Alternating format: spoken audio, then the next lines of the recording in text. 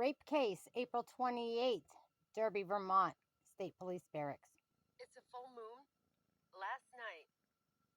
Brianna was doing well at the shelter in Skowhegan. I didn't know she was there, or she wouldn't have been there. She would have been home where she belonged. However, the other side of her family put no trespass orders or no contact orders on her, and it led to this right here.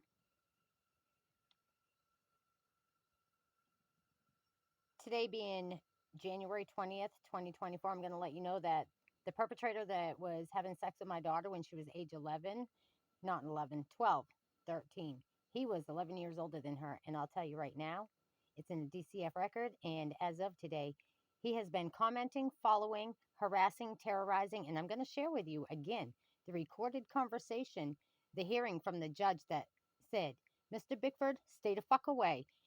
He sexually assaulted my daughter. He's a pervert, predator, pedophile, reported February 2021. And then he's still harassing today. Why does he have my grandson anyways?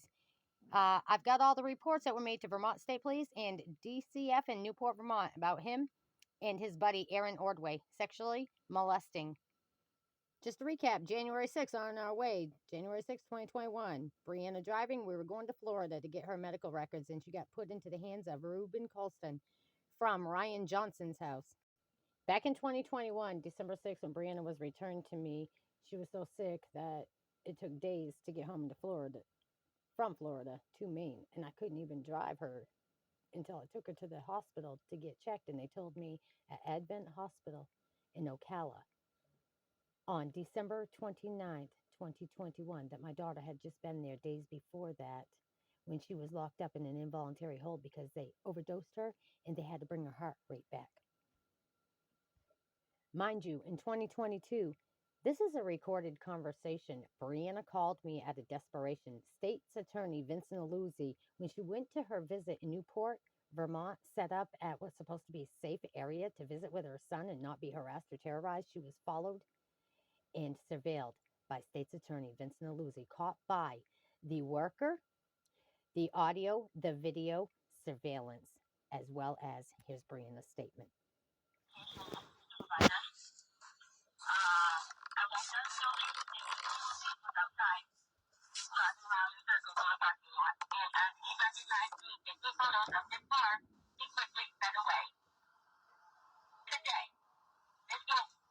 I was walking from the Bard's Clinic down the road towards Vista to catch the bus. And once again, was followed by Vista.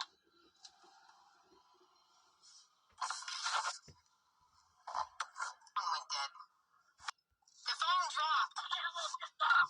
This is fucking bullshit. Every time I'm talking about something important, the phone is like you're calling me again, and I have an option to put the call on hold. Right, it dropped call. It completely died out, and I've got excellent service is what it shows. I'm not moving. The phone is in the window. Alright, well listen, this is fucking important. I know it is. I'm not moving. I'm sitting right here, and I have not moved the phone, which you know, every time we talk, the phones fuck up. Yeah, I know. Hold on. Now you're going to hear Brianna talking to Lund, Amy Snyder, and giving her full statement about the sex trafficking, and yes, her mother is her proxy.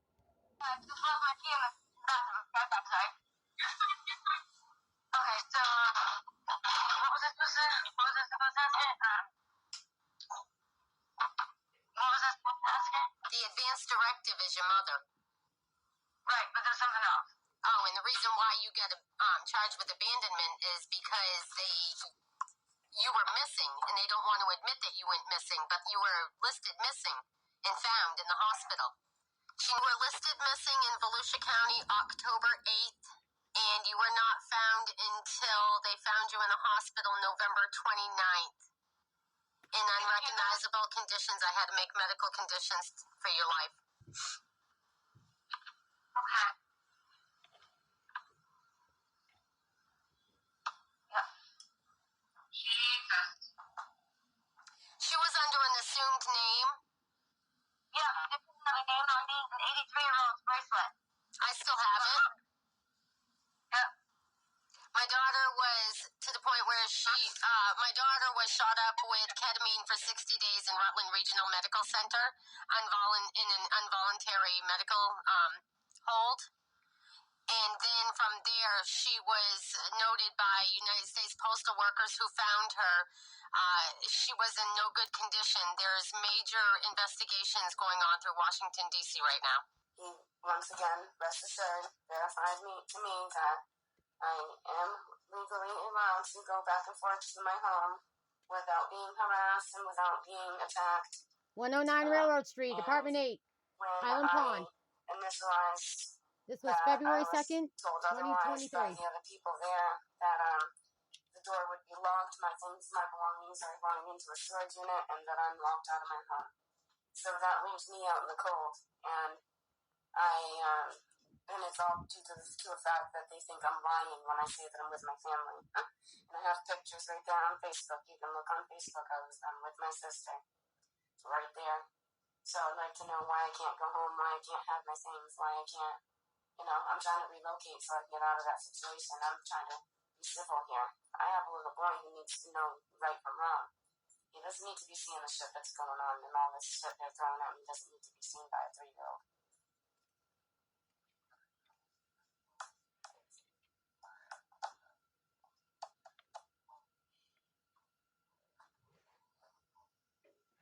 Yes. Is that who it was, Trooper Rice? Okay. I couldn't remember his name.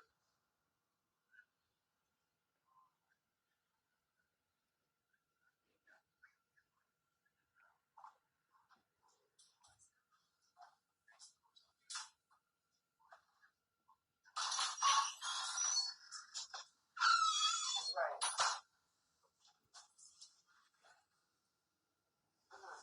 Correct. He continued to block me through.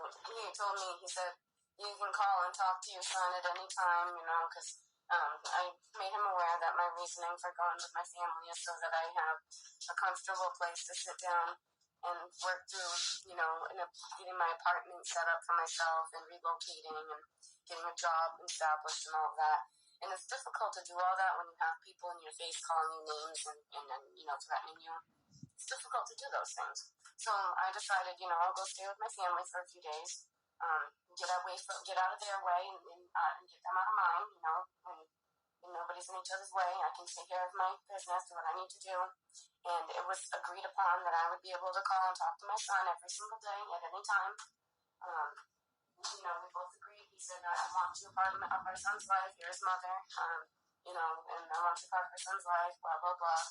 And it was agreed. It was also agreed that when I come home to, get belongings or to stay for a couple days to attend appointments and such, that I would not be harassed and that I would not be locked out in the cold, that I have nothing to worry about. I can comfortably come back and forth to my home, do as I need to do, as long as I'm not hurting them and they're not hurting me, that as long as it's peaceful, that it's fine. And there was no problem. He got word that maybe I might have spoken with my mother. As soon as he heard that, he blew up and he told me that I was locked out of my home, that he was taking my belongings, putting them in storage. I was not to see my son. I got a text message from Holly, the woman who advocates for me and who supervises the visits. She sent me a text message on my phone, in which I can also share with you and would love to share with you, saying that Kevin has ended the visits and I will no longer see my son. And I have not been able to get through to him or my son, and I don't know what to do. I would like to be able to know that I can go home back and forth as I need to. I have appointments to attend. I'm trying to get out of their way as much as they supposedly want me out of their way. It doesn't seem to be that's what it is when they're trying to make it so I have no other choice but to be in their way. You know what I mean? It's like, how is it? I'm trying to find a place to go that I can get away from them. Bottom line. And if I can do that, then that's what I plan to do. Until then, I'm not leaving my residence until I have a place to go to.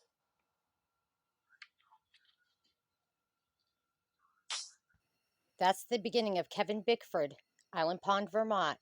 Again, back in 2021, what they did to Brianna, and they gave Brianna's belongings, her son, and her apartment to that predator.